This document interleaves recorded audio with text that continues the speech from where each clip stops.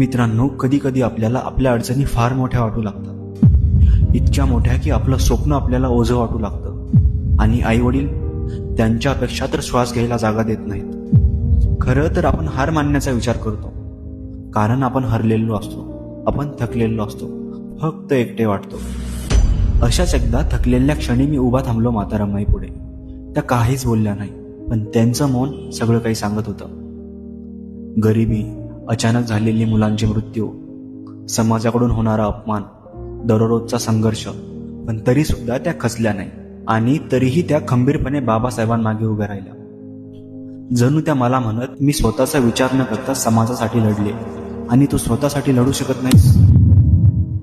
मित्रांनो, आपण म्हणतो की माझ्या अडचणी फार मोठ्या आहेत, पण एकदा स्वतःला विचारूया, आपल्या अडचणी मोठ्या होत्या की म्हातारमाईच्या?